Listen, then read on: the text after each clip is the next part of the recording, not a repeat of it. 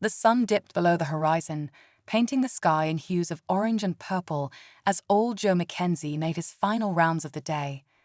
His weathered hands gripped the steering wheel of his beat-up pickup truck, the vehicle groaning in protest as it bounced along the rutted dirt road that bordered his cornfields. At 78 years old, Joe had seen his fair share of strange things in his life, but nothing could have prepared him for what he was about to encounter. As he rounded a bend, the truck's headlights swept across something unusual in the field. Joe squinted, his bushy eyebrows furrowing as he tried to make sense of what he was seeing. It looked like a small, huddled figure at the edge of the cornfield, barely visible among the tall stalks. "What in tarnation?" Joe muttered to himself, bringing the truck to a stop. He reached for the old flashlight he kept in the glove compartment, its weight familiar in his calloused hands. With a grunt, he eased himself out of the vehicle, his joints protesting the sudden movement. The evening air was crisp, carrying the scent of earth and growing things. Crickets chirped their nightly chorus as Joe made his way towards the mysterious figure, his boots crunching on the dry soil. As he drew closer, he could hear a soft, strange sound, almost like whimpering, but unlike anything he'd heard before. "Hello," Joe called out, his gruff voice tinged with concern. "Someone there?" The whimpering stopped abruptly, replaced by a tense silence. Joe raised his flashlight, its beam cutting through the gathering darkness. What he saw made him stumble back in shock, nearly dropping the light. Crouched among the cornstalks was a small, humanoid figure, but it was clearly not human. Its skin was a pale, iridescent blue that seemed to shimmer in the flashlight's glow. Large, almond-shaped eyes reflected the light like a cat's, and where a human child would have had hair, this creature had delicate, feather-like appendages that quivered with fear. Joe's mind reeled. In all his years, he'd never seen anything like this. His first instinct was to run, to get back in his truck and pretend he'd never seen this impossible thing. But then the creature made that pitiful whimpering sound again, and Joe's heart melted. "Hey there, little fella," he said softly, crouching down despite the protest of his aching knees. "You lost." The alien child, for that's what Joe assumed it must be, cowered back, pressing itself against the cornstalks. Its eyes darted around frantically, as if searching for an escape route. Joe noticed how thin the creature was, its ribs visible beneath the strange, scale-like skin. It was shivering, whether from cold or fear, he couldn't tell. Probably both, he figured. "You hungry?" Joe asked, reaching slowly into his jacket pocket. He pulled out a slightly squashed granola bar, his usual evening snack. With deliberate movements, he unwrapped it and broke off a small piece. The alien's eyes followed his every move, a mixture of fear and desperate hope in its gaze. Joe held out the piece of granola bar, his arms stretched as far as he could without moving closer. For a long moment, nothing happened. Then, quick as a flash, the alien darted forward, snatched the food from Joe's hand, and retreated. Joe watched in amazement as the creature sniffed the granola curiously before taking a tiny bite. Its eyes widened, and then it devoured the rest in seconds. "Well, I'll be," Joe chuckled. "Guess you were hungry after all." He broke off another piece and offered it. This time, the alien approached more slowly, its movements still cautious but less frantic. As it took the food, its fingers brushed against Joe's hand. The touch was cool and slightly rough, like fine sandpaper. Joe's mind was racing. What was he supposed to do now? He couldn't just leave this creature out here alone. But he couldn't exactly take it home either, could he? What would his neighbors think? What would the government do if they found out? As he pondered his dilemma, the alien finished a second piece of granola and looked up at him expectantly. In the flashlight's beam, Joe could see intelligence in those large, alien eyes. This wasn't just some animal. This was a thinking, feeling being. "Ah, hell," Joe muttered. He knew he couldn't abandon this child, alien or not. "All right, little fella. How about we get you somewhere warm, huh?" He stood up slowly, mindful not to startle the creature. Then, Moving with exaggerated care, he gestured towards his truck. The alien tilted its head, a curiously human-like gesture that made Joe smile despite the bizarreness of the situation. "Come on," he encouraged. "It's okay. I'm not gonna hurt you." To his surprise, the alien took a hesitant step forward, then another. Joe began walking backwards towards his truck, keeping his movements slow and predictable. The alien followed, its gait awkward and unsteady. When they reached the truck, Joe opened the passenger door. The alien recoiled at the sound, but Joe's gentle coaxing eventually convinced it to climb inside. As Joe settled into the driver's seat, he couldn't help but shake his head in disbelief. Here he was, a retired farmer from rural Iowa, sitting next to an honest-to-God alien in his old pickup truck. "You know," he said conversationally as he started the engine, "when I woke up this morning, I sure as hell didn't expect my day to end like this." The alien, of course, didn't respond, but Joe could have sworn he saw a flicker of understanding in its eyes. As they drove towards Joe's farmhouse, he couldn't stop glancing at his extraordinary passenger. The alien was curled up on the seat, its knees drawn up to its chest, those strange feather-like appendages on its head twitching occasionally. It seemed to be studying everything in the truck with intense curiosity. Joe's mind was buzzing with questions. Where had this creature come from? How long had it been out in that field? Were there others like it? And most pressingly, what was he going to do now? The farmhouse came into view, a weathered two-story structure that had been in Joe's family for generations. As he pulled up in front of it, he realized he had no idea how to explain this situation to his wife, Martha. "All right, little one," he said, turning to the alien. "Let's see if we can't get you cleaned up and properly fed, okay?" The alien blinked at him, then looked towards the house. Joe could see apprehension in its posture. "Don't you worry," he reassured it. "Martha's got a heart of gold. She'll understand." At least, Joe hoped she would. This was going to take some explaining. As he helped the alien out of the truck, the front door of the farmhouse opened. Martha stood there, her silver hair gleaming in the porch light, a look of concern on her face. "Joe," she called out, "is everything all right? You're late for sup." Her words cut off abruptly as she caught sight of the alien. For a moment, everyone froze. Joe, the alien, and Martha, all locked in a tableau of disbelief. Then Martha, bless her heart, did something that made Joe fall in love with her all over again. She smiled. "Well," she said, her voice warm and welcoming, "looks like we've got company for dinner. Come on in, both of you. I'll set an extra place at the table." And just like that, as if inviting an alien to dinner was the most natural thing in the world, Martha turned and went back inside. Joe looked down at the alien, who seemed as surprised as he was by this turn of events. "That's Martha for you," he chuckled. "Always ready for anything. Come on, let's get you inside." As they walked towards the house, Joe couldn't shake the feeling that his life, and perhaps the lives of everyone on Earth, was about to change dramatically. But looking down at the small, vulnerable creature beside him, he knew he'd made the right choice.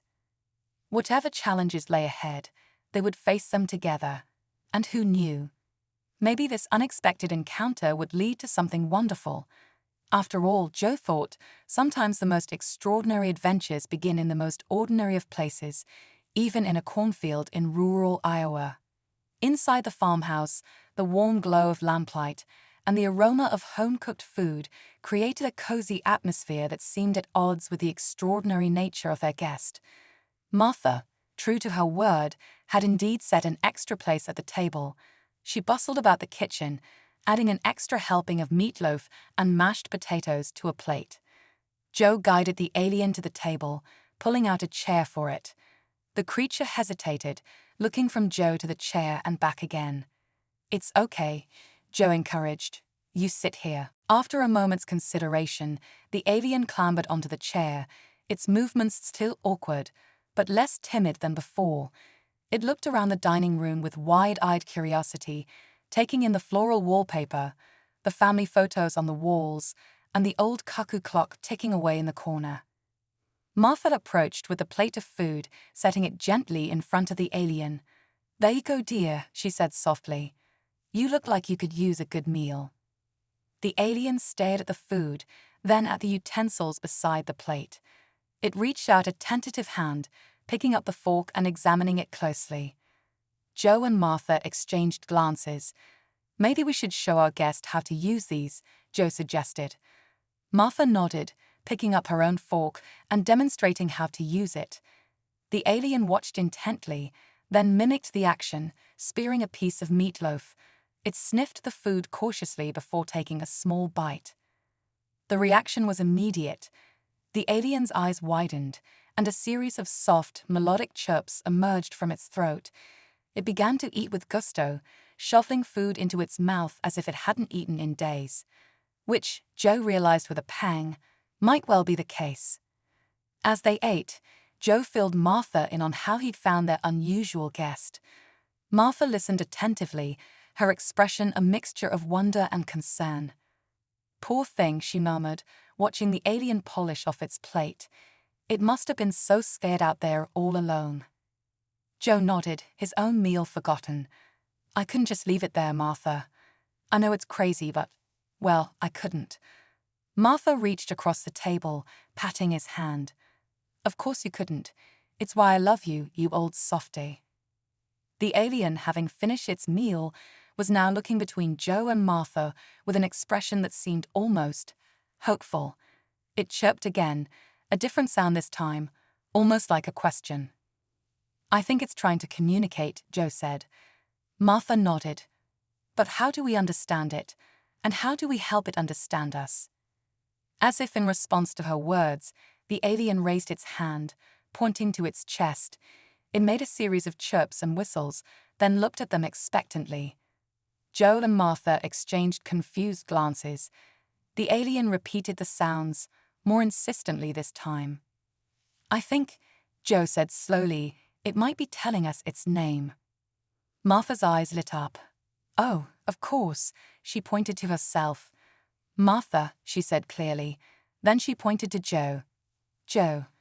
The alien tilted its head, then pointed to Martha. March. It said, the sounds awkward but recognizable. It turned to Joe. "GG, Joe." Joe felt a thrill run through him. "That's right," he exclaimed. "You can understand us." The alien chirped excitedly, then pointed to itself again, repeating the series of sounds it had made earlier. "I'm sorry, little one," Martha said gently. "We can't quite make those sounds. How about we give you a name we can say? Would that be all right?" The alien considered this for a moment, then nodded. Joe thought for a moment. "How about Starlight? Because we found you under the stars." The alien repeated the name, its pronunciation improving with each attempt. Finally, it nodded, seeming pleased with its new designation. "Well then, Starlight," Martha said warmly, "welcome to our home." As the evening wore on, Joe and Martha did their best to make Starlight comfortable. They showed it the bathroom, demonstrating how to use the facilities and the shower. The alien seemed fascinated by running water, chirping in delight as it ran its hands under the faucet. When it came time for bed, Martha made up the guest room, piling extra blankets on the bed in case Starlight got cold during the night. As they tucked the alien in, Joe couldn't help but marvel at how quickly this extraordinary being had become a part of their lives. "Sleep tight, Starlight," Martha said, patting the alien's hand. "We'll figure everything out in the morning." As they closed the guest room door, Joe and Martha shared a look of mingled excitement and apprehension. "What do we do now, Joe?" Martha whispered as they made their way to their own bedroom. Joe sighed, running a hand through his thinning hair. "I don't rightly know, Martha. But we'll figure it out. We have to. That little one needs us." Martha nodded, her expression resolute. "Yes, it does, and we won't let it down." As they settled into bed, Joe's mind was racing with the implications of what had happened. An alien, a real live alien, was sleeping in their guest room. The world as they knew it had changed forever, and they were at the center of it all. But as he drifted off to sleep, Joe found he wasn't afraid. Instead, he felt a sense of purpose he hadn't experienced in years. Whatever challenges lay ahead, he and Martha would face them together, with Starlight by their side. In the quiet of the night, as the old farmhouse creaked and settled, a new chapter in human history was beginning. And it had all started with a simple act of kindness in a cornfield under the stars. The morning sun painted the Iowa sky in brilliant hues of pink and gold as Joe Mackenzie stepped onto his front porch, a steaming mug of coffee in his weathered hands. The events of the previous night still seemed surreal, like a vivid dream that refused to fade with the dawn. But the soft, alien chirps emanating from the open kitchen window were an undeniable reminder of the extraordinary reality he now faced. Inside, Martha was attempting to feed their unexpected guest, Starlight. The alien child sat at the kitchen table, its iridescent blue skin shimmering in the morning light as it cautiously examined a bowl of oatmeal. "It's good, sweetie," Martha encouraged, demonstrating by taking a spoonful herself. "See, yummy." Starlight tilted its head, feather-like appendages quivering with curiosity. It picked up the spoon, mimicking Martha's actions with surprising dexterity. As the oatmeal touched its mouth, Starlight's large eyes widened in surprise, followed by a series of melodic chirps that Joe had come to recognize as a sign of pleasure. Joe chuckled, shaking his head in wonder. Who would have thought that at his age, he'd be playing host to an alien child? Life, it seemed, had a way of surprising you when you least expected it. As he watched Starlight eat, a nagging worry gnawed at the back of Joe's mind. They couldn't keep this a secret forever. Sooner or later, someone would find out. And when they did, what would happen to Starlight? To them? His musings were interrupted by a sudden burst of static from the old radio on the kitchen counter. Martha jumped, nearly dropping the coffee pot she was holding. Even Starlight seemed startled, its spoon clattering to the table. "Sorry, folks," Joe muttered, moving to adjust the dial. "This old thing's been on the fritz lately. I'll just turn it." His words died in his throat as the static cleared, replaced by a voice unlike anything he'd ever heard before. It was deep and resonant, with an otherworldly quality that sent shivers down his spine. "Attention, inhabitants of Earth," the voice boomed. "This is Commander Zox of the Galactic Peacekeeping Force. We come in search of a missing child of the Lumina race. Our scans have detected their presence on your planet. We request your full cooperation in locating and returning the child to us." Joe and Martha exchanged shocked glances. Starlight, sensing the tension in the room, let out a soft, worried chirp. "The child's safety is our primary concern," the voice continued. "Anyone found harboring or concealing the Lumina child will face severe consequences. We will begin our search immediately. Do not attempt to interfere." The message repeated once more before the radio returned to its usual country music station, as if nothing extraordinary had happened. For a long moment, silence reigned in the kitchen, broken only by the cheerful twang of a steel guitar that now seemed jarringly out of place. "Joe," Martha said finally, her voice barely above a whisper, "what are we going to do?" Joe looked at Starlight, who was watching them with those large, intelligent eyes. The alien child seemed to understand that something significant had just occurred, even if it couldn't comprehend the words. "We can't just hand Starlight over," Joe said firmly. "We don't know who these galactic peacekeepers really are or what they want." Martha nodded, her expression resolute. "You're right. Starlight's part of our family now. We protect our own." As if understanding their intentions, Starlight chirped softly, reaching out to touch Joe's hand with its cool, slightly rough fingers. "That's right, little one," Joe said, managing a smile. "We've got your back." But even as he spoke the reassuring words, Joe's mind was racing. How could they, two elderly farmers, hope to protect an alien child from what sounded like an advanced extraterrestrial force? The answer came from an unexpected source. A loud knock at the front door made them all jump. Joe motioned for Martha to take Starlight upstairs while he answered it, his heart pounding in his chest. To his surprise, he found himself face to face with Emily Chen, the teenage daughter of their nearest neighbors.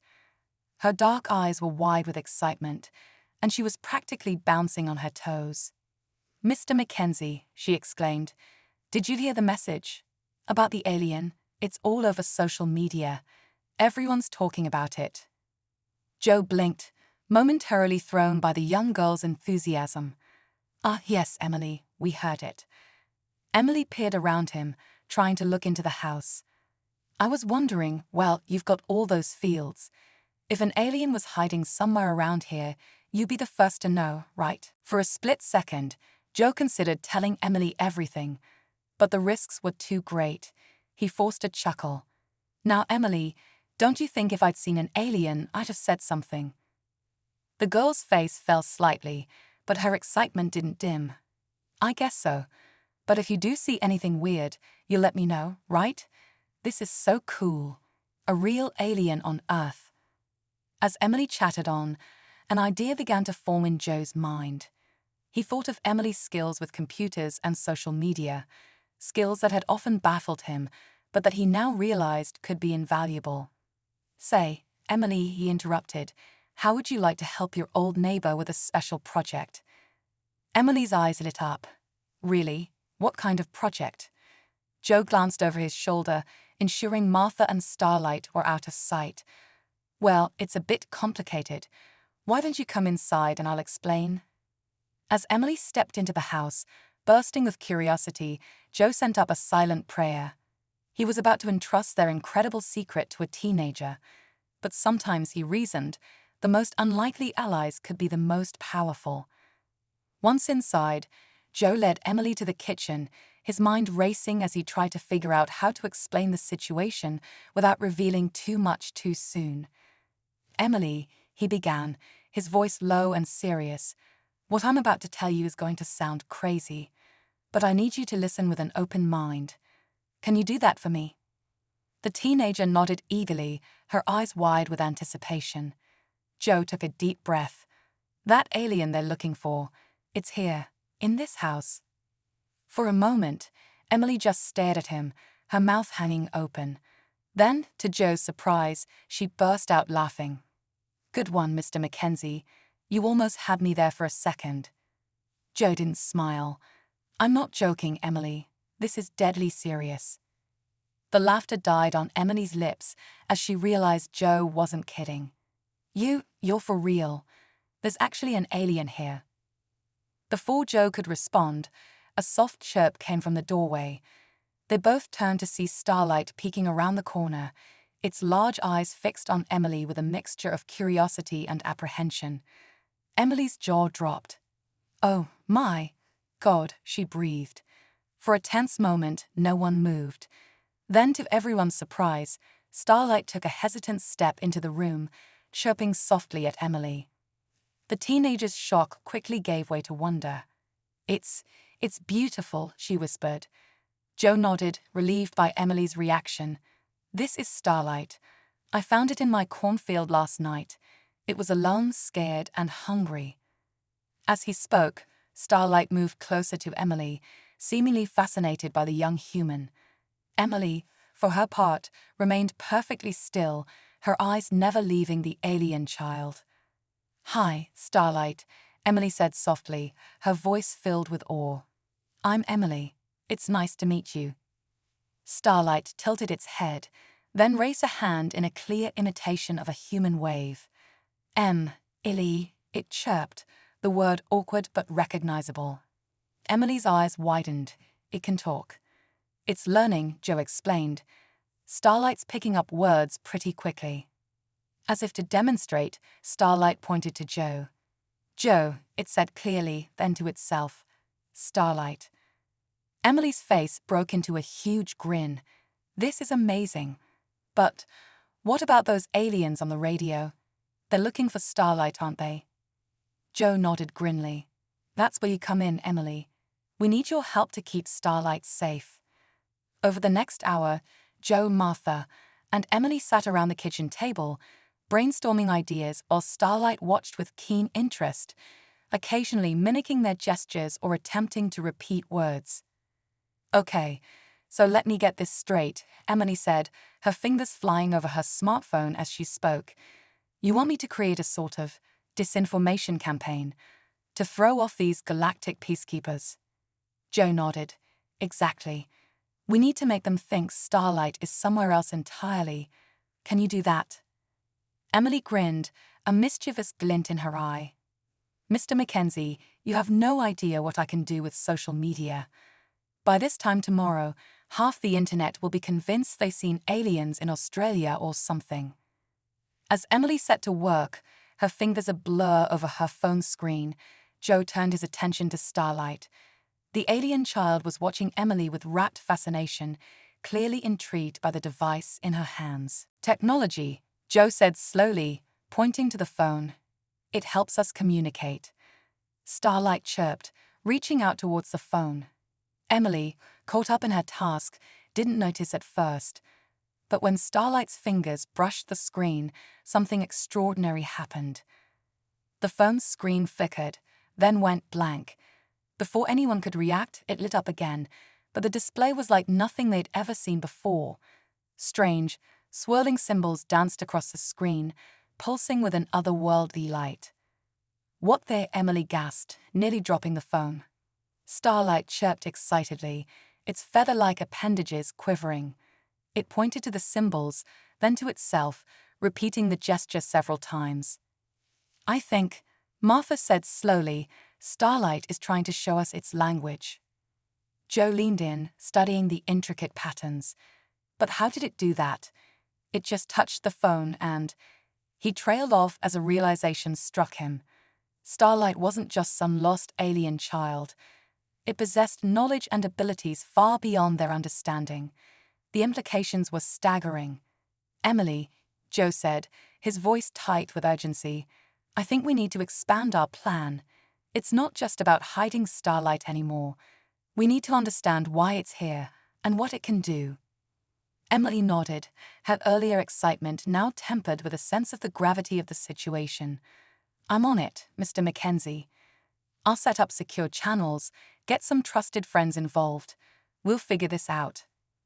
As Emily resumed her work, now with renewed purpose, Joe exchanged a look with Martha. They both knew that their lives had changed irrevocably. What had started as a simple act of kindness was quickly evolving into something much bigger, something that could change the course of human history. Starlight, seeming to sense a shift in mood, moved closer to Joe and Martha. It placed a hand on each of their arms, its touch cool but comforting. Safe, it chirped, the word clear and filled with gratitude. Starlight's safe. Joe felt a lump form in his throat. That's right, little one, he said softly. We'll keep you safe, no matter what. As the day wore on, the Mackenzie farmhouse became a hive of activity.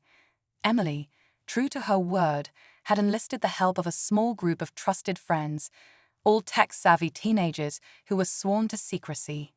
They worked tirelessly, spreading carefully crafted misinformation across the internet, creating false sightings and conspiracy theories to throw off anyone searching for Starlight. Meanwhile, Joe and Martha focused on trying to communicate more effectively with their alien guest. They set up a makeshift classroom in the living room, using picture books and simple objects to teach Starlight more English words. The alien child proved to be an astonishingly quick learner. By mid-afternoon, Starlight was forming simple sentences, its chirps and whistles gradually giving way to more recognizable speech. Joe, Starlight said, pointing to a picture of a spacecraft in one of the books. Starlight come in this? Joe nodded encouragingly. That's right. You came in a spaceship. Can you tell us more about it? Starlight's expression grew troubled, its feather-like appendages drooping slightly. Starlight, not remember. Big noise, bright light, then cornfield. Martha patted Starlight's hand gently. It's okay, sweetie. Don't strain yourself. As they continued their impromptu language lesson, a commotion outside caught their attention. Joe went to the window, his heart racing. Had the galactic peacekeepers found them already? But it wasn't alien ships descending from the sky.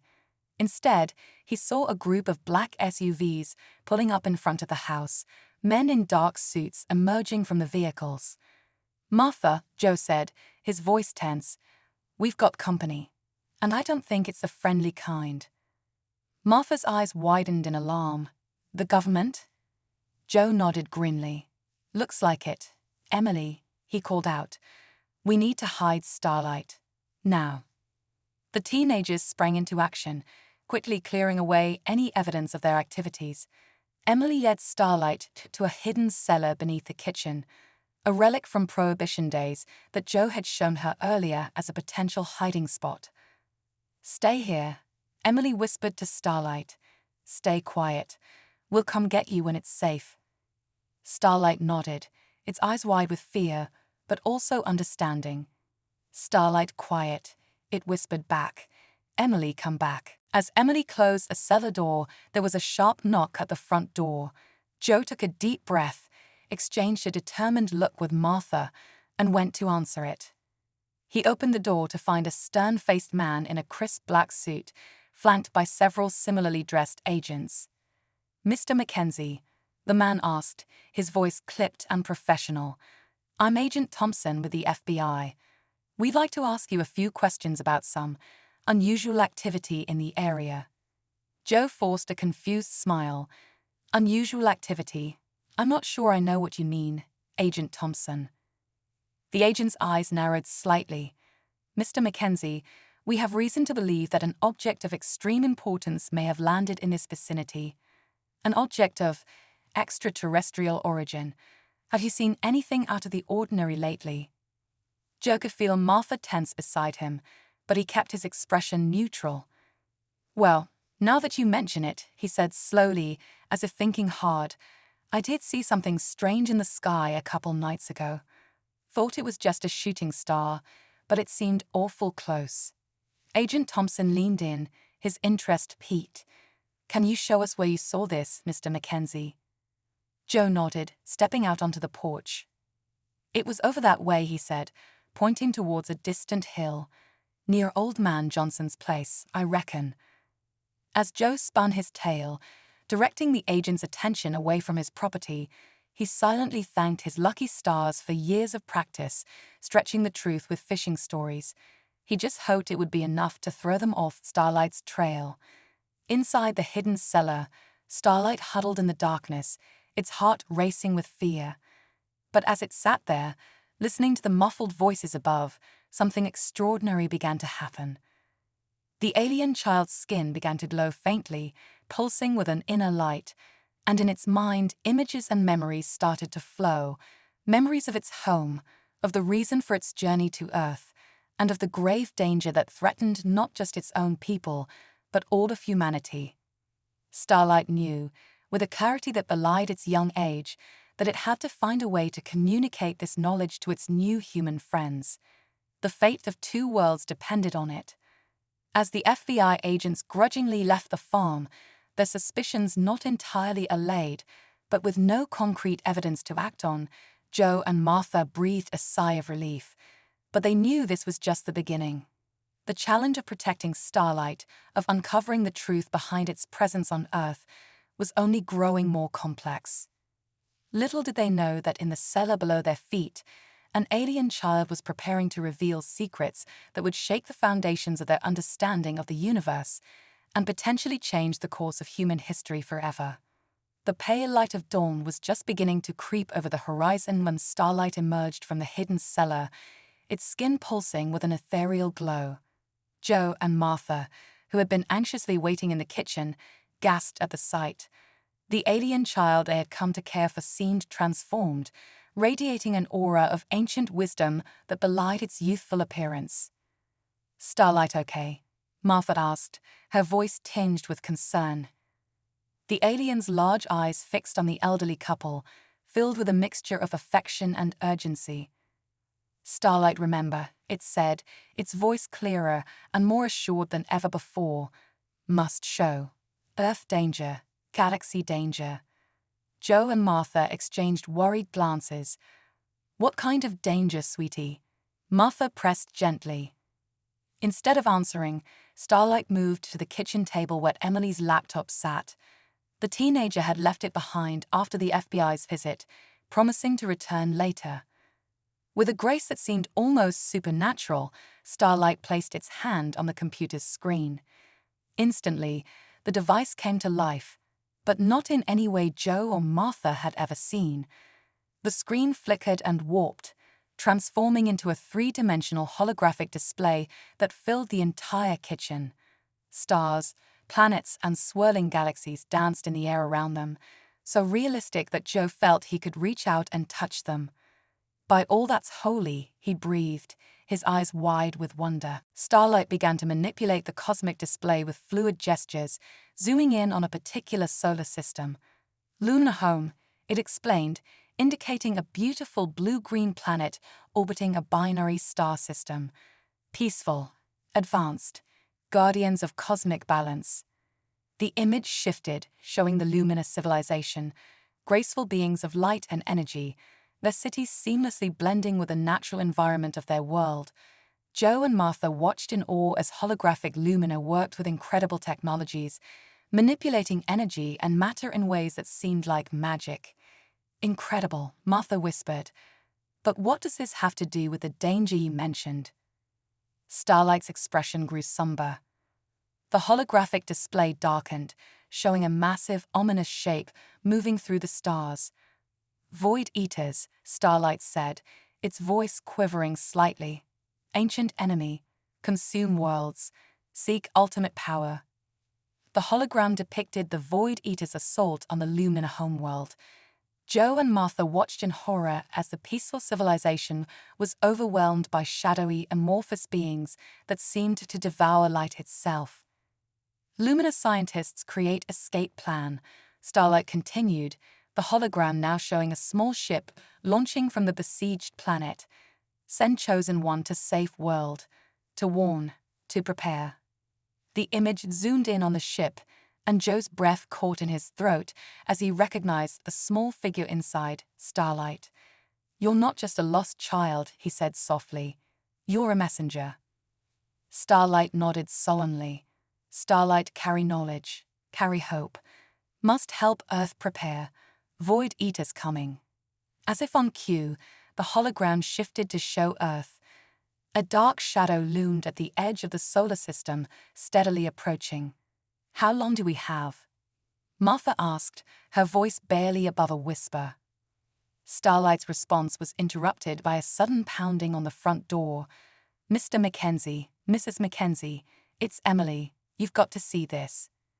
Joe hurried to let the agitated teenager in, while Martha quickly ushered Starlight to deactivate the hologram. Emily burst into the kitchen, her face pale and her eyes wide with excitement and fear. "It's all over the news," she panted, grabbing the laptop and pulling up a live newsfeed. "Look." The screen showed a shaky video of what appeared to be a massive, dark shape partially eclipsing the moon. The news anchor's voice was tense as she reported, "Scientists are baffled by this unprecedented astronomical phenomenon. NASA has called an emergency press conference to address growing public concern."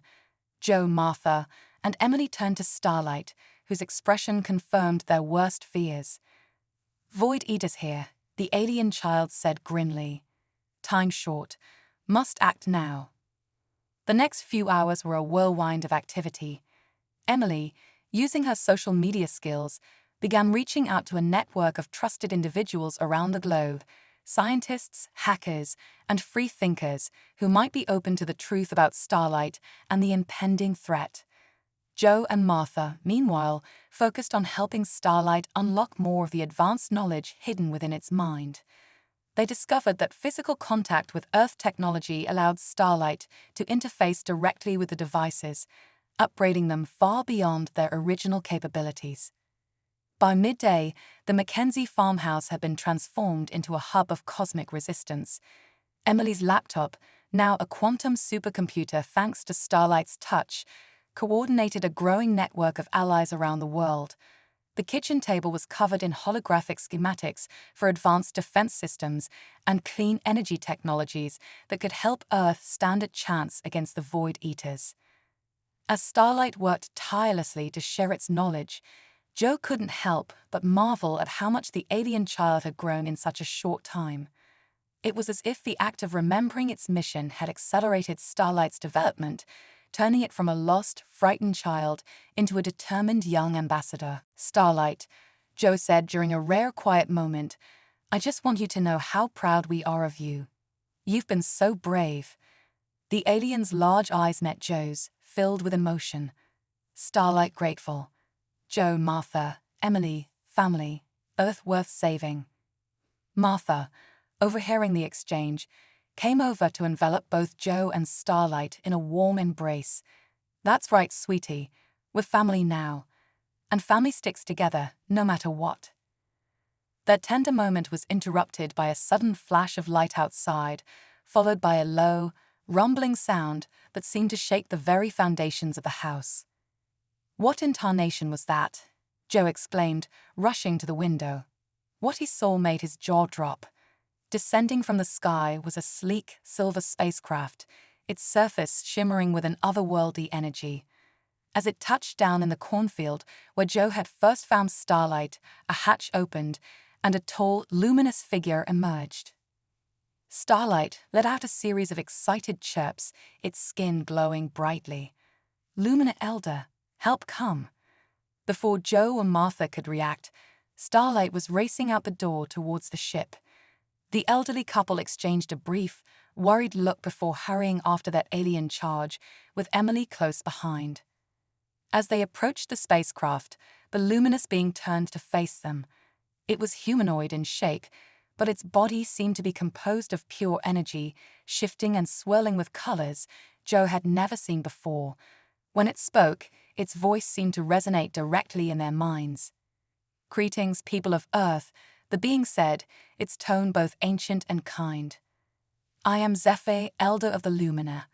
We come seeking our lost child and bringing dire warning." Starlight stepped forward, communicating with Zephyr in a series of rapid chirps and light pulses. The Elder's form brightened in what seemed to be surprise and approval. "Young one," Zephyr said, this time in English for the humans' benefit, "you have done well. Your connection with these humans is strong, and their hearts are true." Joe cleared his throat, feeling both awed and slightly overwhelmed.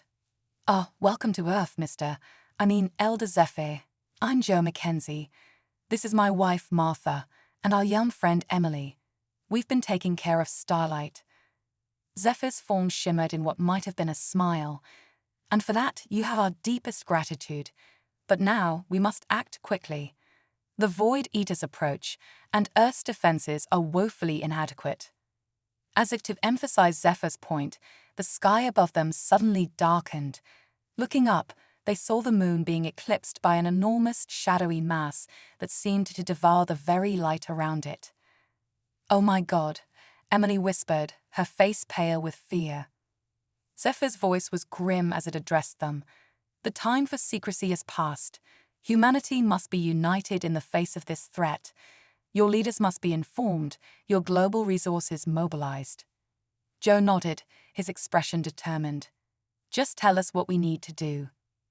What followed was a flurry of activity that would have seemed impossible just days ago. With Zephyr's advanced communication technology and Emily's internet savvy, they managed to broadcast a global message, revealing the truth about the alien presence on Earth and the impending invasion. Initial panic and disbelief quickly gave way to a sense of unified purpose as Zephyr and Starlight began sharing advanced defensive technologies with key scientific and military installations around the world. The Lumina Elder used its ship to create a protective energy barrier around Earth, buying precious time as humanity scrambled to prepare its defenses. Throughout it all, Joe, Martha, and Emily remained at the heart of the action, their small farm becoming an unlikely command center in humanity's fight for survival. They worked tirelessly, coordinating with world leaders, scientists, and a growing network of volunteers around the globe. As the days passed and the shadow of the Void Eaters loomed ever larger, Joe found moments to reflect on the incredible journey that had led them to this point. He watched as Starlight, once a lost and frightened child, now stood tall beside Zephyr, guiding humanity towards a future none of them could have imagined. "You know, Martha," Joe said one evening, as they took a rare break to watch the sunset, perhaps one of the last peaceful sunsets Earth would see for a while, "when I found starlight in that cornfield, I never could have guessed it would lead to all this." Martha squeezed his hand, her eyes twinkling with a mixture of excitement and apprehension. "Life's funny that way, isn't it? But I wouldn't change a thing. We're part of something big here, Joe. Something important." Joe nodded, his gaze turning to the darkening sky, where the faint outline of luminous ships could be seen, standing guard over the planet. "That we are, Martha, that we are." As night fell and the glow of Zephyr's protective barrier bathed the world in a soft, otherworldly light, humanity stood united, prepared to face whatever the cosmos might throw their way. And at the center of it all was an unlikely family: two elderly farmers, a tech-savvy teenager, and a small alien child, bound together by love, courage, and a shared determination to save not just Earth, but the entire galaxy. The stage was set for an epic confrontation that would determine the fate of countless worlds. As Joe Mackenzie looked out over his transformed cornfield, now a bustling center of interstellar cooperation, he couldn't help but smile. Whatever happened next, he knew they were ready to face it, together. As the first rays of dawn painted the sky in hues of lavender and gold, the Mackenzie farm hummed with an energy that was both alien and electric. What was once a quiet cornfield now bristled with advanced technology, a bizarre fusion of human ingenuity and lunar wisdom. At the center of it all stood an imposing structure that defied earthly architecture, the quantum nexus. Joe wiped the sweat from his brow as he marveled at the gleaming spire that stretched towards the heavens. "I still can't believe we built this thing in just a week," he muttered, shaking his head in amazement. Beside him, Starlight's skin pulsed with pride. "Humans learned fast," the young alien chirped. "Quantum Nexus key to victory." The Quantum Nexus was humanity's secret weapon against the approaching Void Eaters. It was a massive quantum computer, capable of processing information at speeds that boggled the mind. But it was more than just a supercomputer. It was a bridge between dimensions, a tool that could manipulate the very fabric of reality. As Joe and Starlight made their way towards the Nexus's control center, they passed teams of scientists and engineers from every corner of the globe. The impending alien invasion had united humanity in ways no one could have imagined. Languages and cultures blended seamlessly as brilliant minds worked together towards a common goal. Inside the control center, a familiar voice caught Joe's attention. "No, no, no. The quantum harmonics are still out of alignment. We need to synchronize them with the Earth's magnetic field, or the whole system could collapse." Joe couldn't help but smile as he watched Emily, now transformed from a regular teenager into humanity's leading expert on lunar technology. Her fingers danced across holographic displays, making adjustments that even the world's top scientists struggled to comprehend. "How's it looking, Emily?" Joe asked, approaching the central console. Emily looked up, her eyes bright with excitement, despite the dark circles that spoke of sleepless nights. "We're close, Mr. Mackenzie, really close. If we can just stabilize the quantum field, we'll be ready for the final test." Zephyr, the Luminar Elder, materialized beside them in a shimmer of light. Time grows short, the being intoned, its voice resonating in their minds. "The Void Eaters have breached the outer defense grid. They will reach Earth within 48 hours. A tense silence fell over the control room. The weight of their responsibility pressed down on each of them. Humanity's fate, perhaps the fate of the entire galaxy, rested on their shoulders. Suddenly, alarms blared throughout the facility. Red warning lights bathed the room in an ominous glow. "What's happening?" Joe shouted over the din. Emily's fingers flew across the console. "It's the quantum nexus. The power levels are spiking off the charts."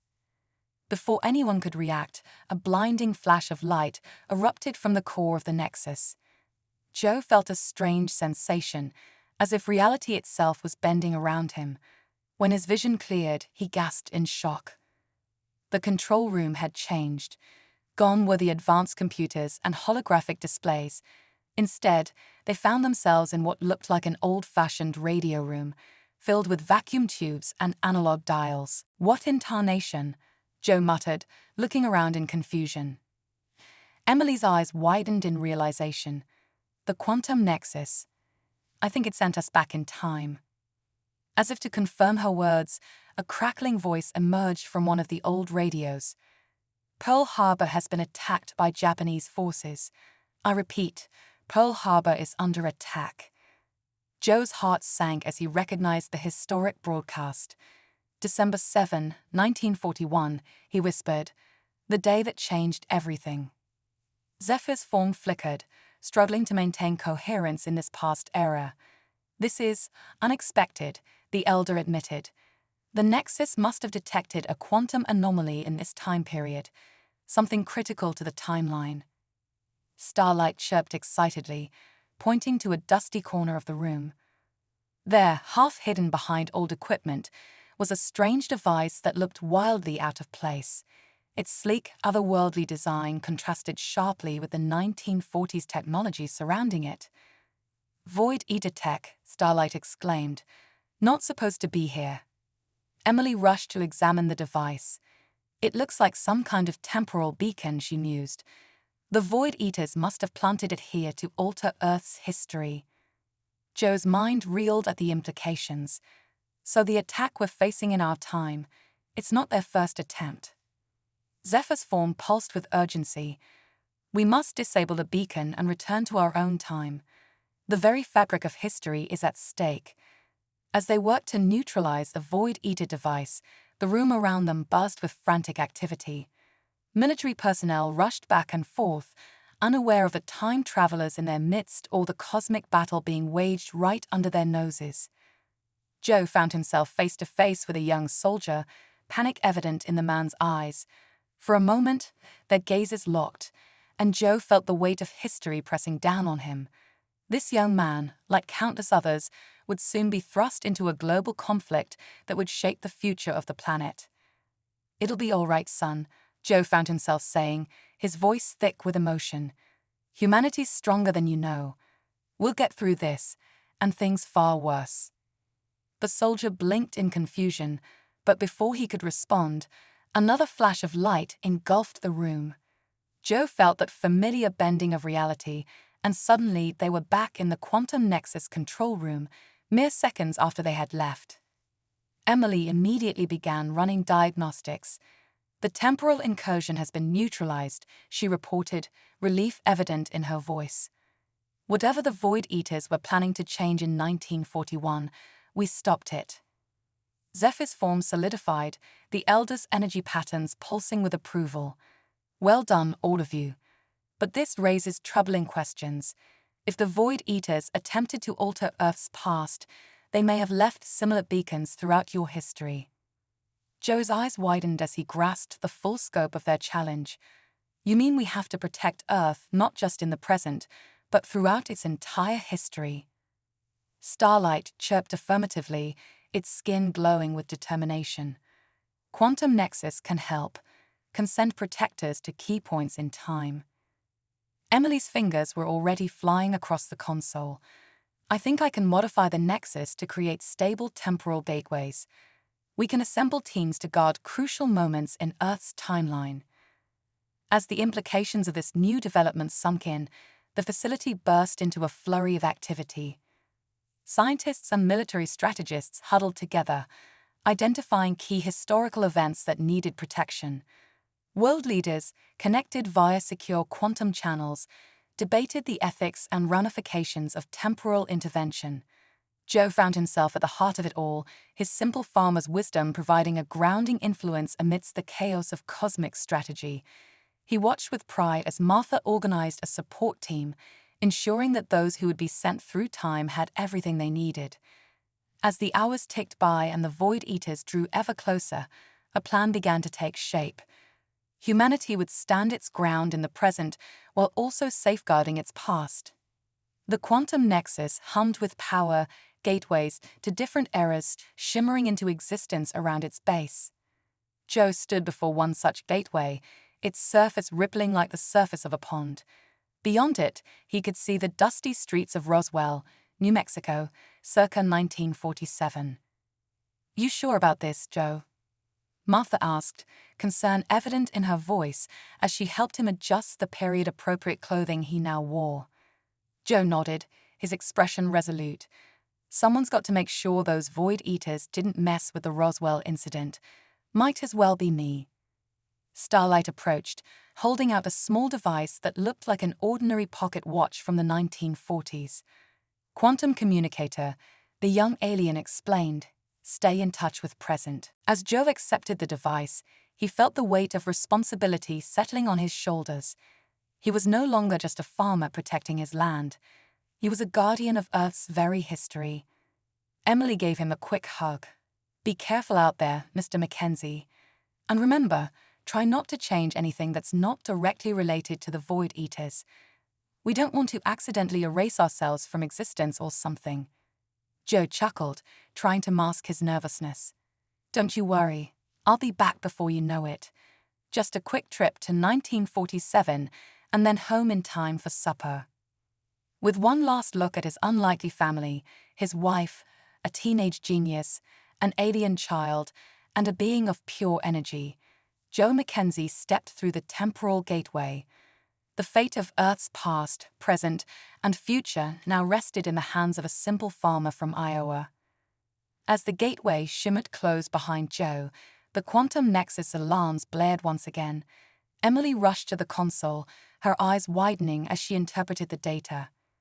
"Multiple temporal incursions detected," she shouted. "The Void Eaters are attacking Earth's timeline at various points simultaneously." Zephyr's form pulsed with urgency. "We must act quickly.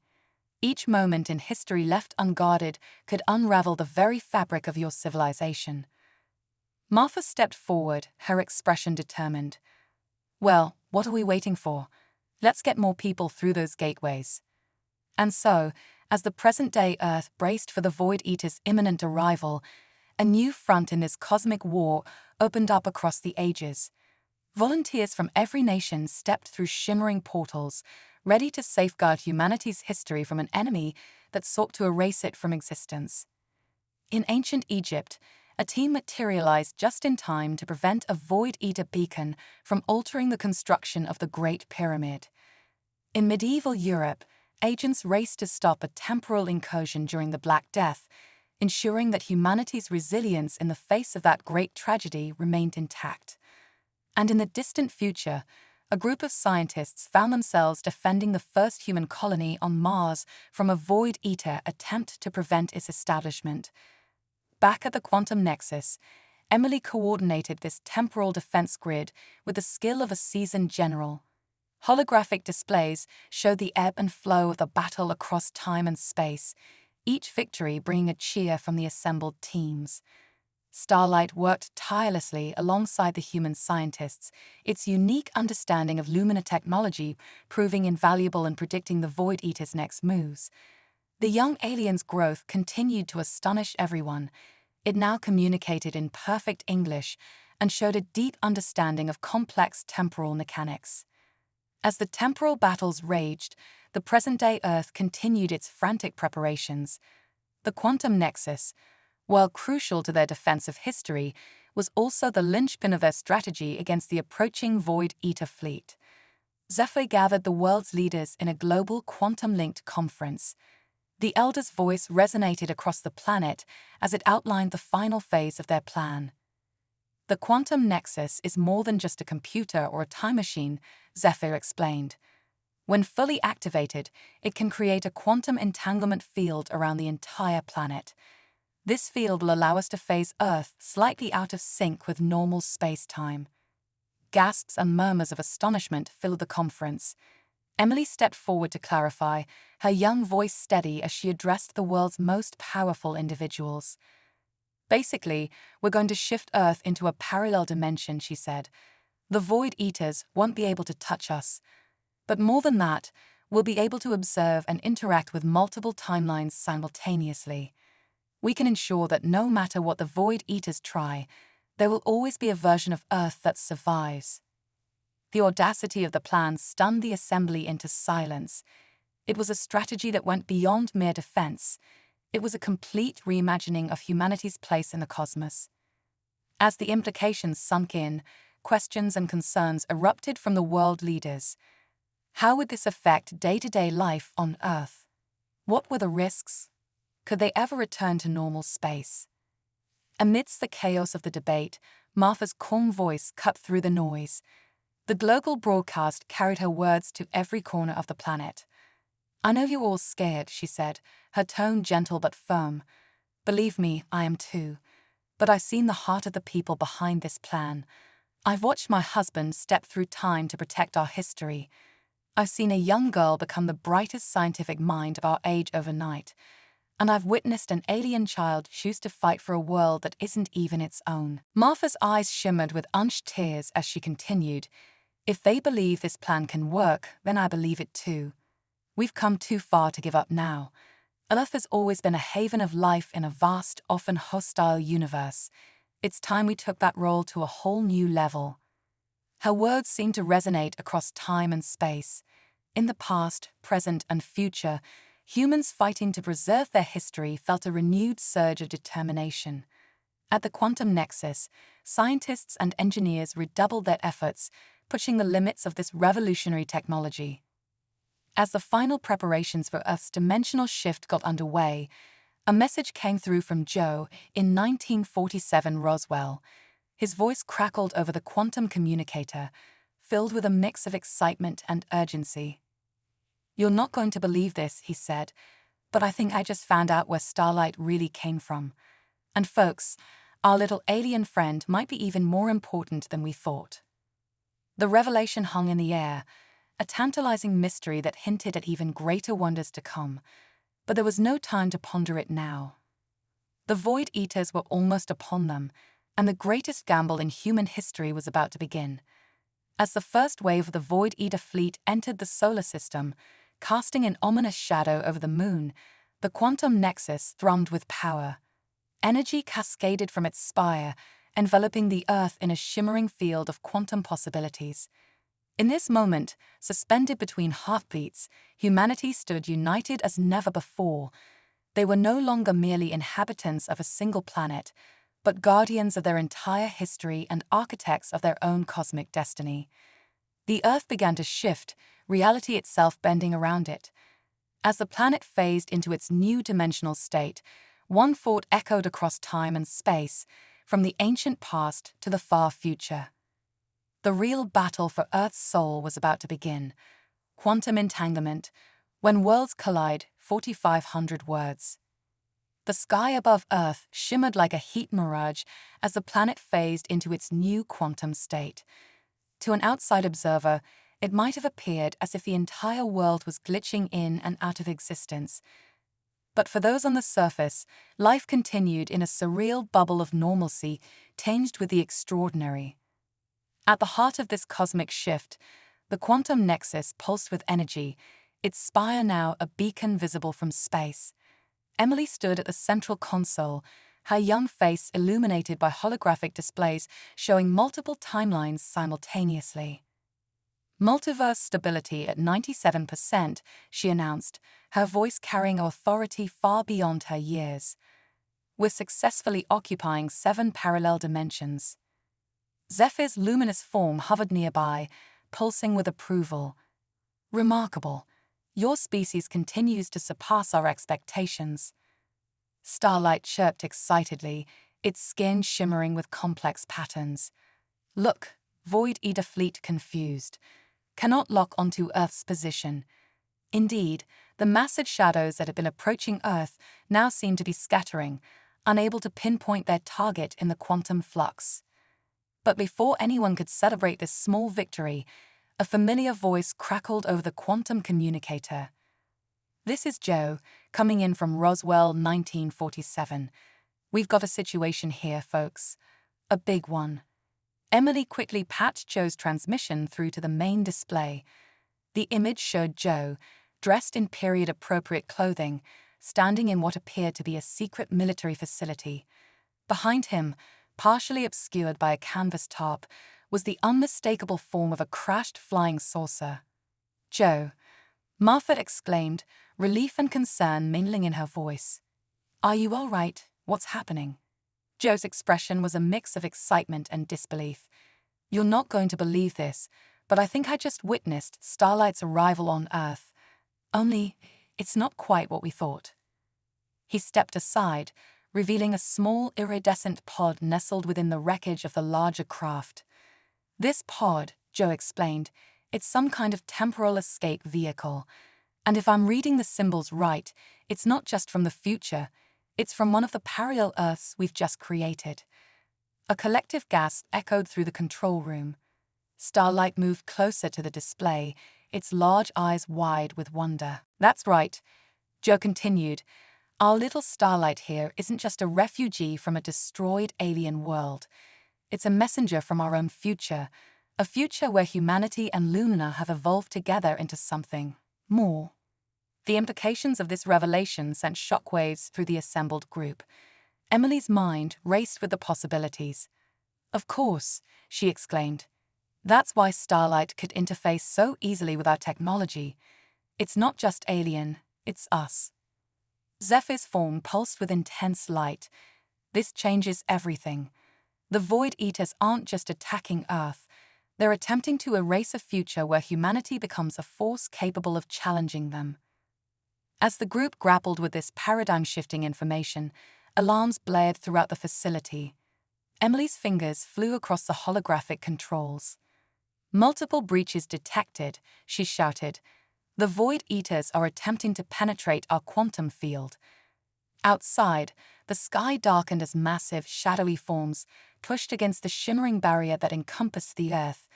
The Void Eaters, realizing they couldn't pinpoint a single Earth, had decided to attack all possibilities simultaneously. "They're trying to collapse our quantum superposition," Emily explained, her voice tight with tension. "If they succeed, we'll be forced back into a single dimension, and we'll be defenseless." Starlight stepped forward, its small form radiating determination. "Not defenseless," it chirped. "Starlight knows way, but dangerous. Might erase Starlight from timeline." Martha gasped, reaching out to the alien child they'd all come to love. "No, sweetie, we can't let you sacrifice yourself." But Starlight stood firm. "Must be done. For Earth, for future." It turned to Emily. "Need to overload quantum nexus, create temporal shockwave, push Void Eaters out of all timelines." Emily's eyes widened as she grasped the plan. A quantum purge across all dimensions. It's brilliant, but the energy required would be astronomical. Zephyr moved to stand beside Starlight. "The Lumina will provide what energy we can, but it will not be enough." A moment of heavy silence fell over the group. The fate of not just one Earth, but infinite possible Earths hung in the balance. Suddenly, Joe's voice crackled over the communicator again. "I think I might have a solution, but you're not going to like it." All eyes turned to the display, where Joe stood next to the crashed flying saucer in 1947. "This ship," he said, patting its metallic hull, "it's not just advanced tech. It's a temporal focal point. All those stories about Roswell over the years, they've turned this crash into a nexus of human belief and speculation. If we detonate it while linked to the quantum nexus, the psychic energy of millions of people focused on this moment in time could provide the power we need." Emily finished, her voice filled with awe. "But Joe," Martha protested, "if you do that, you'll be erasing yourself from history. You'll never make it back to our time." Joe's weathered face broke into a sad smile. "Sometimes, Martha, a man's got to do what a man's got to do. Besides," he added with a wink, "who knows? Maybe I'll find another temporal loophole to sneak through." As Martha fought back tears, Emily and Starlight worked feverishly to integrate Joe's plan into the quantum nexus. Outside, the Void Eaters pressed harder against Earth's quantum field, reality itself groaning under the strain. "All right, folks," Joe's voice came through one last time. "It's been a hell of a ride. You take care of each other, you hear." And with that, the transmission cut off. Emily's fingers danced across the controls. Quantum nexus at maximum power. Lumen energy reserves integrated. Temporal link to Roswell 1947 established. "We're ready." Starlight stepped into the heart of the nexus, its small body now glowing with an intensity that rivaled Zephyr's. "For Earth," it chirped. "For all Earths." "Now," Emily shouted. In that moment, several things happened simultaneously across time and space. In 1947 Roswell, Joe Mackenzie triggered the detonation of the crashed UFO, releasing a burst of technological and psychic energy that resonated through the decades. At the quantum nexus, Starlight channeled the combined power of Lumina technology and human determination into a reality-warping pulse. And across millions of parallel Earths, humanity stood as one, their collective will forming a psychic bulwark against the encroaching darkness. The resulting temporal shockwave was beyond anything Earth's greatest scientists could have imagined. It rippled outward, not just through space, but through time and probability itself. The Void Eaters, caught in the epicenter of this multidimensional explosion, were torn apart. Their shadowy forms were scattered not just across space, but across all possible timelines, rendered harmless and diffuse. As the shockwave subsided, Earth slowly phased back into a single stable dimension. The sky cleared, revealing a star-filled expanse unmarred by alien shadows. In the control room of the quantum nexus, now eerily quiet after the cosmic tumult, Emily stared at her displays in disbelief. "It worked," she whispered. "The Void Eaters are gone, not just here, but in every possible Earth." Martha, tears streaming down her face, searched the room. "Starlight, Starlight, where are you?" But the alien child was nowhere to be seen. The temporal backlash had apparently erased it from their timeline, just as it had warned. As the group grappled with their bittersweet victory, a strange sound filled the air. It was a wheezing, groaning noise that seemed to come from everywhere and nowhere at once. Suddenly, a blue box faded into existence in the corner of the room. Its door swung open, and out stepped Joe Mackenzie, looking not a day older than when he'd left, with a mischievous grin on his face. "Miss me," he quipped. Martha ran to him, enveloping him in a tearful embrace. "Joe. But how?" Joe chuckled. "Let's just say I hitched a ride with a rather eccentric fellow with a time machine. Figured if I was going to be unstuck in time, I might as well travel in style." As Joe regaled them with tales of his temporal adventures, a soft glow began to emanate from the quantum nexus core. It coalesced into a familiar form, Starlight, but somehow more substantial, more real. "Starlight evolve," the being explained, its voice resonant with newfound power. "Become bridge between humanity and Lumina, between past, present, and future." Zephyr's form pulsed with joy. The prophecy is fulfilled. A new era of cosmic harmony can begin.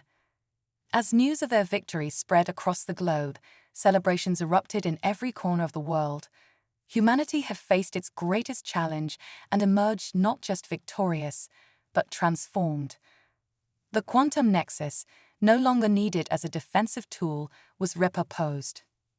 Under Emily's guidance, it became a hub for interstellar and intertemporal cooperation. Earth took its place among the cosmic community, with Starlight as its ambassador. Joe and Martha, having played their part in saving all of reality, returned to their farm. But now their cornfields stood alongside advanced laboratories where scientists from across time and space worked together. As the sun set on this new Earth, Joe stood on his porch, Martha by his side, and gazed up at the stars. They were no longer distant, unreachable points of light, but beacons of possibility. "You know, Martha," Joe mused, "when I found Starlight in that field, I never imagined it would lead to all this." Martha squeezed his hand. "Life's full of surprises, isn't it? But I wouldn't have it any other way."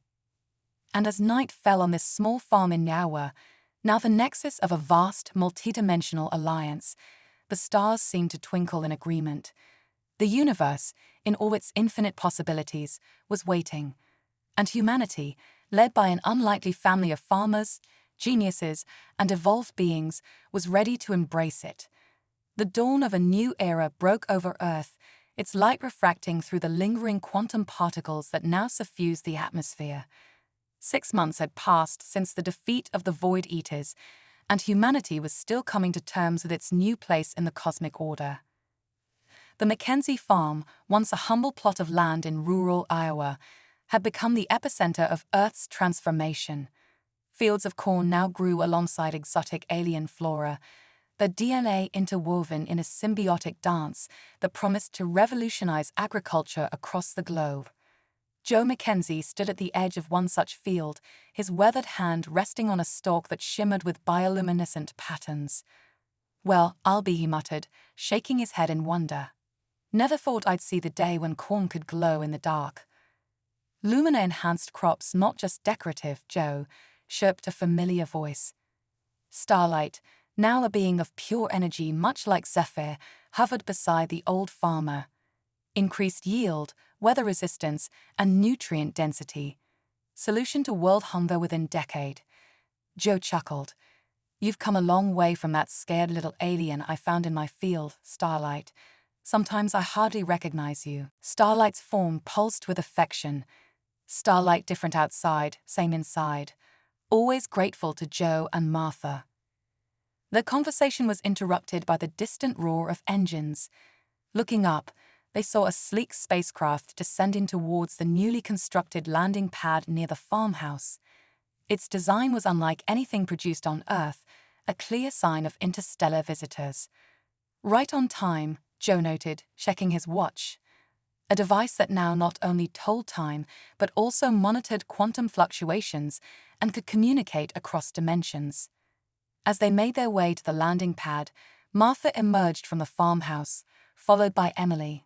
The teenager, now widely regarded as Earth's foremost expert on quantum physics and alien technology, had forgone her usual lab coat for a more formal outfit.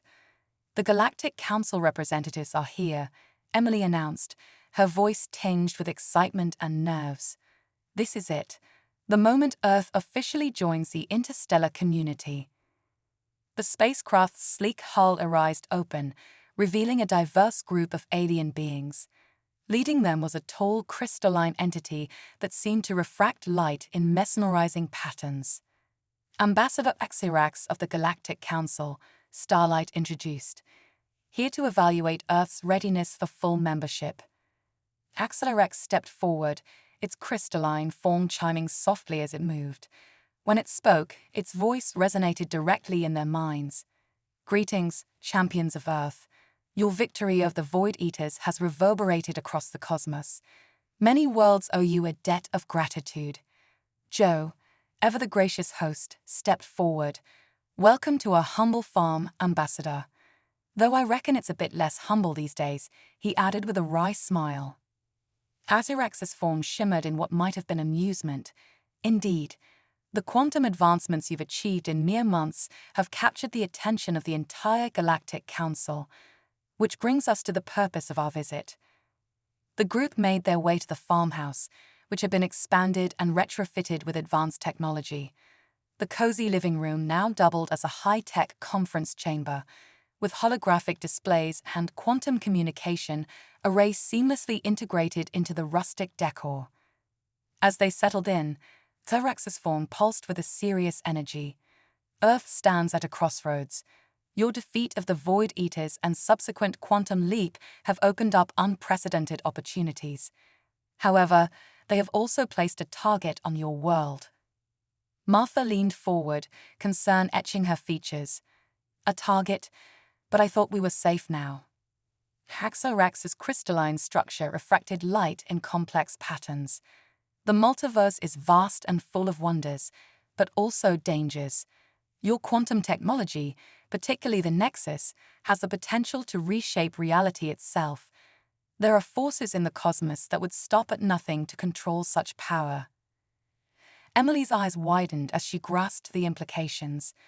"You're saying that by advancing so quickly, we've painted a bullseye on ourselves." Precisely, Rex confirmed, which is why the Galactic Council has fast-tracked Earth's membership application. Under our protection, you will have the time and resources to fully master your newfound abilities. Joe whistled low. Well, ain't that something? From humble farmers to intergalactic players in less than a year. Starlight pulsed with excitement. Earth's quantum mastery already legendary. Imagine potential with Galactic Council resources. As the group discussed the implications of Earth's new status, a low hum began to emanate from the quantum nexus. Emily frowned, pulling up a holographic display. "That's odd," she muttered. "We're detecting quantum fluctuations unlike anything we've seen before." Suddenly, the air in the center of the room began to shimmer and distort. Reality itself seemed to fold and unfold, revealing a swirling portal of pure energy. "Dimensional breach," Starlight exclaimed, its form pulsing with alarm. Before anyone could react, a figure stepped through the portal. Collective gasps filled the room as they recognized the newcomer. It was Joe Mackenzie, but not as they knew him. This Joe was older, his hair white, and his face more lined, but his eyes sparkled with the same determination and kindness. "Well, now," the older Joe said, looking around with a bemused expression, "this takes me back. Or forward, I suppose, depending on your perspective." The original Joe stepped forward, eyeing his older self with a mix of curiosity and suspicion. "I'm guessing you're not just here for a stroll down memory lane." The older Joe's expression turned grave. "I'm afraid not. I've come with a warning and a mission. The Earth of my timeline, it's gone, erased from existence." A heavy silence fell over the room, broken only by the soft hum of the quantum text surrounding them. "How is that possible?" Emily asked, her scientific curiosity warring with horror at the idea. The older Joe sighed heavily. "We thought we were so clever with our quantum tech. Turns out, we were just scratching the surface. There are beings out there, ancient and powerful, who see the multiverse as their playground. They call themselves the Chronarch." Paxorex's crystalline form pulsed with recognition. "We have heard whispers of the Chronarch, but always dismissed them as myths." "Oh, they're real all right," older Joe confirmed. "And they've set their sights on Earth, all Earths across all timelines. In my world, we weren't prepared. They came, they saw, and they simply erased us, as if we'd never existed at all." Martha reached out, taking both Joe's hands in hers. "But you survived. How?" The older Joe's eyes misted over. "The Martha of my time. She sacrificed herself to send me back. Used the last of our quantum energy to create a temporal escape pod." Original Joe squeezed Martha's hand tightly, the weight of his other self's loss palpable in the room. "So, what do we do?" Emily asked, her young voice filled with determination. "How do we stop these Chronarch?" Older Joe managed a small smile. "That's my girl, always ready to tackle the impossible." He reached into his pocket, pulling out a small glowing crystal. "This is a chronocore. It's the key to fighting the Chronarch. With it, we can upgrade the quantum nexus to detect and counteract their temporal manipulations." Accelerex chimed in, its mental voice tinged with awe. "If what you say is true, this technology could revolutionize cosmic defenses across the galaxy." "Which is exactly why we need to act fast," older Joe urged. "The Chronarch will be coming, and we need to be ready." As the gravity of the situation sank in, Starlight pulsed with a sudden inspiration. "Joe, bring warning, but also hope. With Chronocore and Earth's quantum mastery, possible to create temporal defense grid, protect not just this Earth, but all Earths across multiverse." Emily's eyes lit up as she grasped the concept. A quantum firewall across realities. It's brilliant, but the energy requirements would be astronomical. "That," Exorex interjected, "is where the Galactic Council can assist. We have access to energy sources beyond your current understanding. Combined with Earth's quantum innovations, it could work." Original Joe looked around the room, taking in the determined faces of his family, friends, and alien allies. "Well, folks," he said with a grin, "looks like we've got ourselves another world-saving mission. Or shall I say, world-saving?" As the group began to plan their defense against this new multiversal threat, a spark of excitement mixed with the tension in the air. Earth had faced cosmic horrors before and emerged stronger. Now, armed with knowledge from the future and backed by the Galactic Council, they stood ready to face whatever the Chronarch might throw at them. The next few weeks were a whirlwind of activity. The Mackenzie farm, already a hub of cosmic innovation, transformed into the nerve center of Earth's multiversal defense initiative.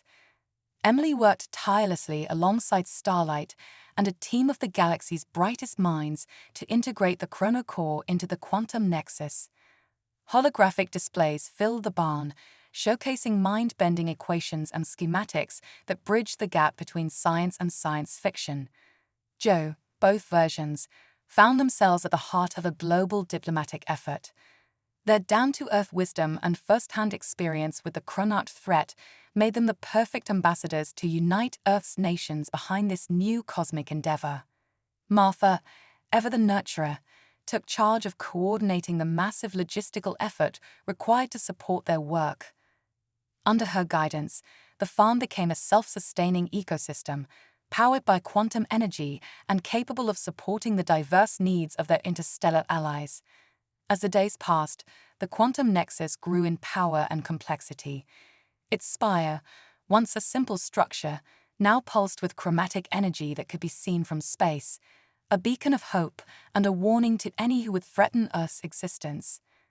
Finally, after weeks of non-stop work, Emily called everyone together for a crucial announcement. "We're ready," she declared, her young face a mixture of exhaustion and triumph. "The temporal defense grid is online.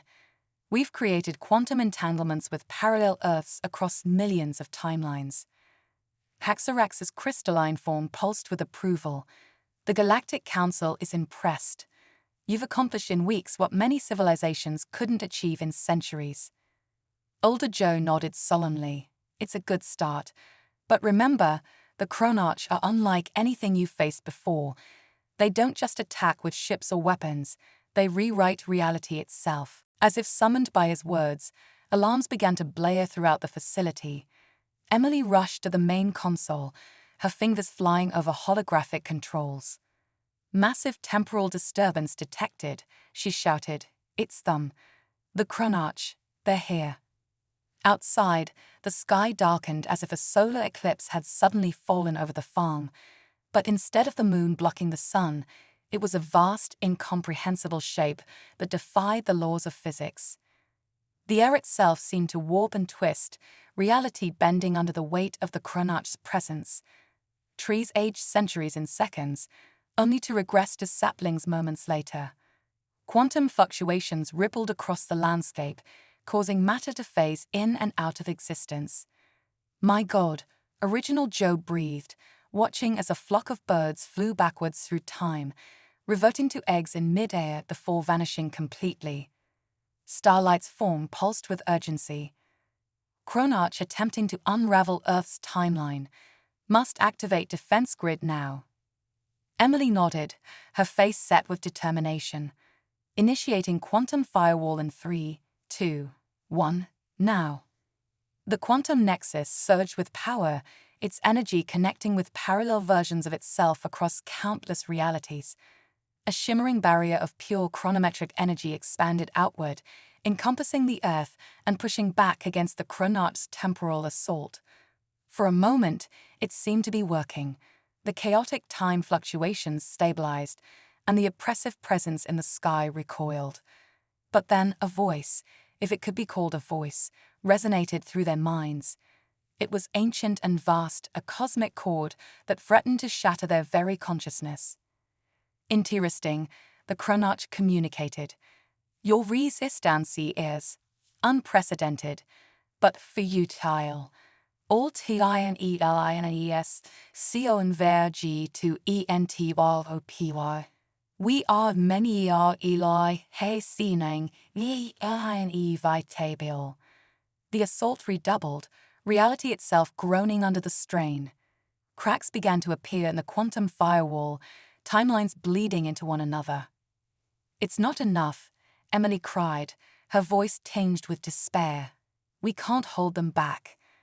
As hope began to fade, older Joe stepped forward, his eyes blazing with a mixture of determination and resignation.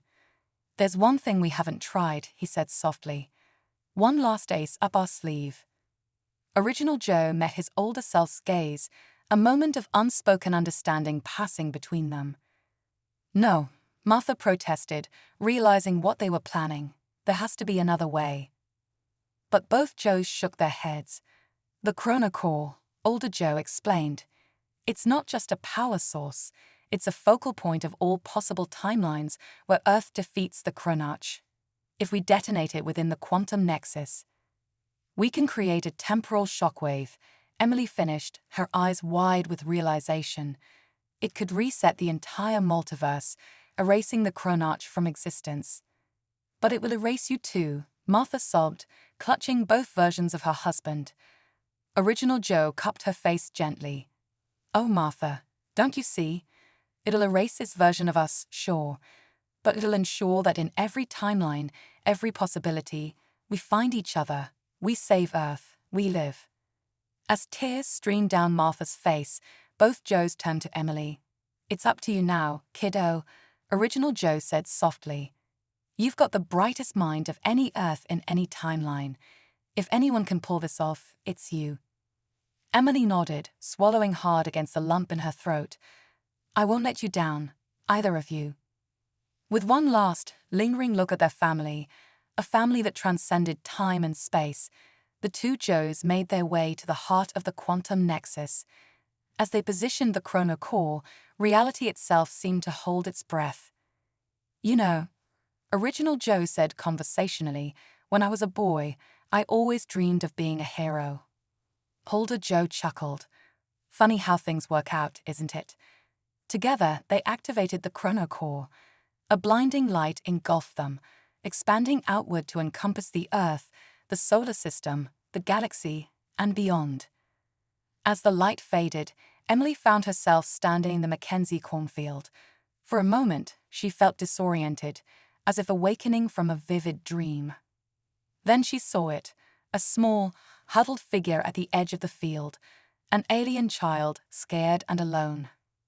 With a smile that bridged realities, Emily stepped forward. "Hey there, little one," she said softly. "Don't be afraid. You're safe now." And as Starlight looked up at her with those large, wondering eyes, Emily knew that somewhere, somewhen, Joe Mackenzie was smiling. A new chapter was beginning, one of hope, unity, and infinite possibilities. The multiverse had been reset, but Earth's destiny as a beacon of cosmic harmony remained unchanged. And it all started, as it always did, with a simple act of kindness in a cornfield under the stars. The golden rays of dawn broke over the Mackenzie farm, painting the sky in hues that seemed more vibrant than ever before. Emily stood at the edge of the cornfield, Starlight's small hand clasped in hers, as they watched the sun rise on a world reborn. It worked, didn't it? Emily mused, memories of multiple timelines swirling in her mind like quantum particles. "We reset the multiverse." Starlight chirped affirmatively, its iridescent skin shimmering with renewed energy. "Reset successful. Chronarch erased from all timelines. But echoes remain. Knowledge persists." As they made their way back to the farmhouse, Emily marveled at how familiar yet different everything felt. The quantum nexus still stood proudly, its spire reaching towards the heavens, but it seemed more integrated with its surroundings, as if it had always been a part of the Iowa landscape. Inside, they found Joe and Martha Mackenzie preparing breakfast. The elderly couple looked up as they entered, their eyes twinkling with a mixture of warmth and cosmic awareness. "Morning, you two," Joe greeted, flipping a pancake with the casual ease of someone who'd done it 1,000 times, across 1,000 timelines. "Ready for another day of multiversal peacekeeping?" Emily couldn't help but grin. In this new reality, the Mackenzies were still the kind-hearted farmers who had taken in a lost alien child, but they were also so much more. They were the linchpins of Earth's cosmic destiny, their simple acts of compassion echoing across realities. As they sat down to breakfast, a holographic display materialized above the table, showcasing news from across the globe and beyond. Breaking. United Earth Council announces breakthrough in quantum agriculture, promising to end world hunger within a decade. Galactic Exchange Program enters second year. Human students prepare for semester abroad on Alpha Centauri. Multiverse Weather Report. Expect minor reality fluctuations this afternoon as parallel Earths synchronize quantum fields. Don't forget your chrono umbrellas. Martha chuckled as she poured coffee into quantum-stabilized mugs. You know, there was a time when the strangest thing in our lives was wondering if it would rain on harvest day. Speaking of strange, Joe interjected, his expression turning serious. I had another one of those dreams last night, the ones that feel more like memories. Emily leaned forward, intrigued. Ever since the reset, people across the world had been reporting vivid dreams and déjà vu experiences, echoes of the erased timelines bleeding through the quantum fabric of reality. What did you see, Joe? She asked. Joe's eyes took on a distant look. I saw myself, but older. And there was darkness all around, threatening to swallow everything. But then there was light, so much light, and a sense of sacrifice. Starlight chirped softly, its feather-like appendages quavering with emotion. Joe, remember. Ultimate sacrifice to save multiverse. Hero across all realities. Martha reached out, squeezing her husband's hand. You've always been a hero to me, Joe Mackenzie, in this timeline and every other. As they finished breakfast, a soft chime indicated an incoming transmission. Emily waved her hand, expanding the holographic display.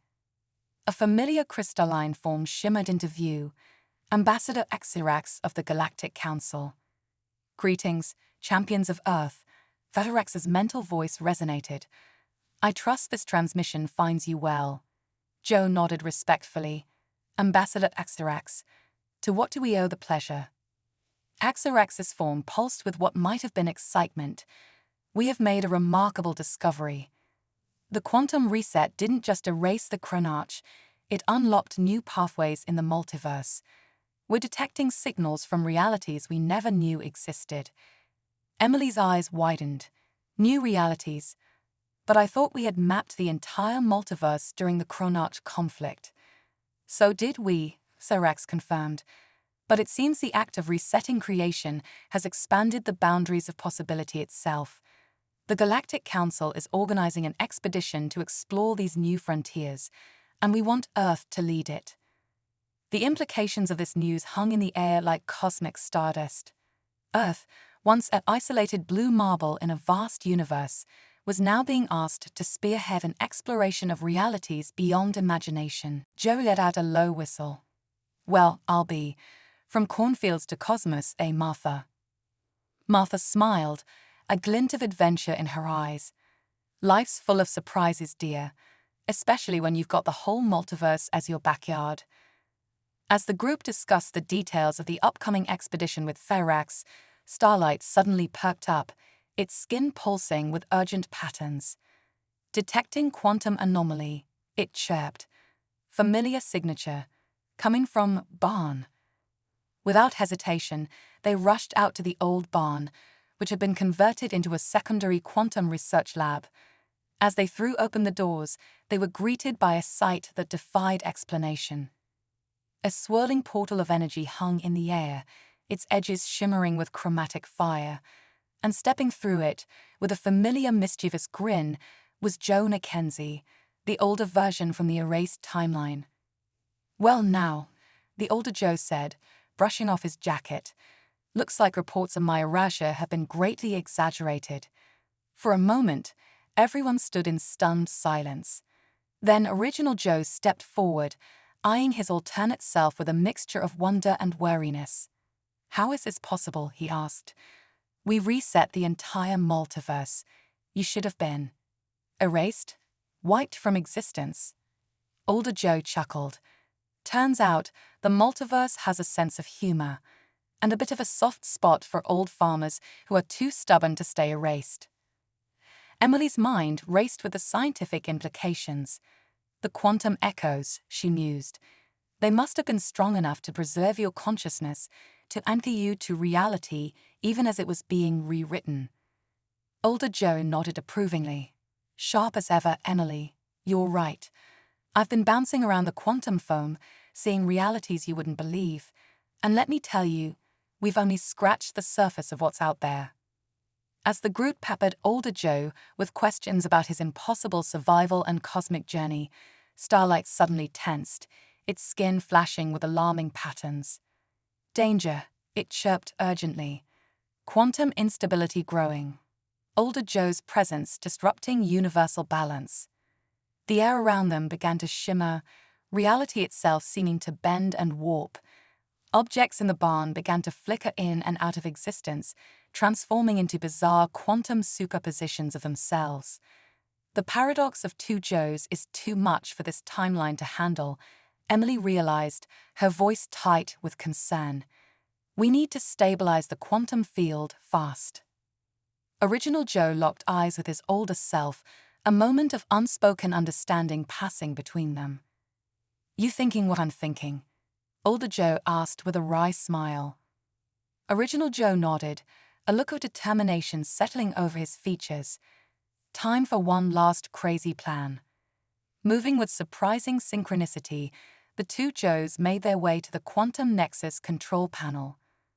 Their hands flew over the controls, inputting commands with the assurance of men who had saved reality more times than they could count.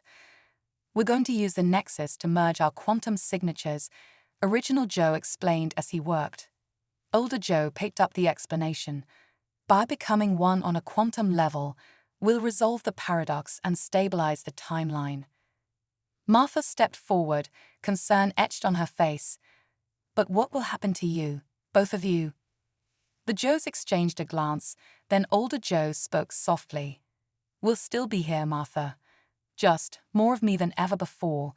All the wisdom, all the experiences, all the love, from every timeline, every possibility. As the quantum merger began, a soft golden light enveloped both Joes. Their forms began to blur, merging into a single radiant figure. When the light faded, a single Joe Mackenzie stood before them.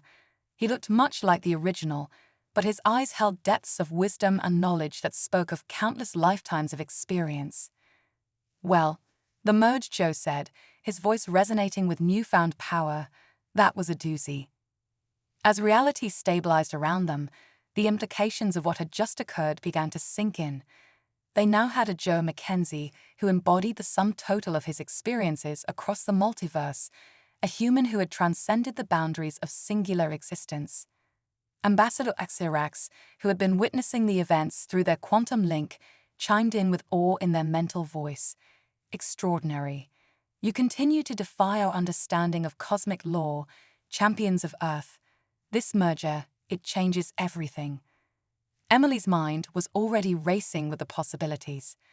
With Joe's multiversal knowledge and our quantum technology, we could revolutionize our understanding of reality itself. Starlight chirped excitedly, its skin pulsing with complex equations. Merge Joe key to exploring new realities. Bridge between known and unknown. As the group marveled at this new development, a soft alarm chimed from the Quantum Nexus console. Emily rushed over, her eyes widening as she read the display. We're picking up a signal, she announced, her voice filled with wonder. It's coming from outside our multiverse cluster. Joe, the merged multiversal version, stepped up to the console, his eyes scanning the readouts with the ease of someone who had seen the birth and death of galaxies. Well, he murmured. Looks like our little reset did more than just clean up our cosmic neighborhood. We've made first contact with an entirely separate multiverse structure. The implications were staggering. They had thought the expedition proposed by the Galactic Council was ambitious, but this was beyond anything they had imagined. Martha, ever the practical one, spoke up. So what do we do now? Do we answer? Joe turned to face his family, a family that now spanned realities and defied the very laws of existence. His eyes twinkled with the adventure of infinite possibilities. "What do we do?" he repeated, a smile spreading across his face. "Why, Martha, we do what we've always done.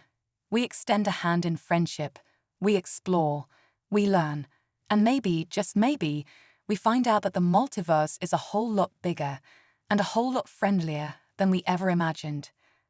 As they gathered around the quantum nexus, preparing to send humanity's first message to an entirely new multiverse, Emily couldn't help but marvel at the journey that had brought them here.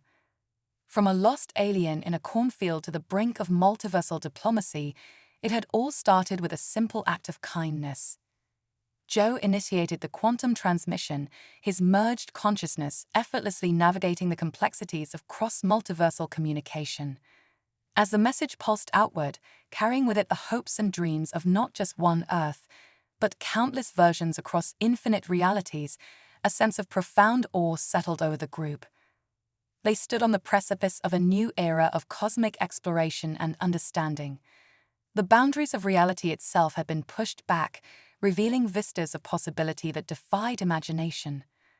And at the heart of it all was the unbreakable bond of family, a bond that had proven strong enough to save the multiverse and bridge the gap between realities. As the first response from the distant multiverse began to filter through, a mixture of alien symbols and familiar patterns, Joe squeezed Martha's hand and smiled at Emily and Starlight. "Well, folks," he said, his voice filled with the wisdom of countless lifetimes and the unwavering spirit of a simple Iowa farmer, "looks like our biggest adventure is just beginning." And as they prepared to take humanity's first steps into a larger multiverse, the sun rose over the Mackenzie farm, its light seeming to shine with the promise of infinite new dawns across realities yet unexplored. The story of the starving alien girl, rescued by a compassionate elderly human, had blossomed into a cosmic saga of love, sacrifice, and the indomitable spirit of life itself. It was a tale that would be told and retold across the vastness of the multiverse, a testament to the power of kindness and the endless possibilities born from a single act of compassion. As the transmission continued, carrying the essence of humanity's story to unknown realms, one thing became clear: the greatest adventures, the most profound discoveries, and the truest connections often begin in the most unexpected places, like a cornfield in Iowa, under a sky full of infinite possibilities.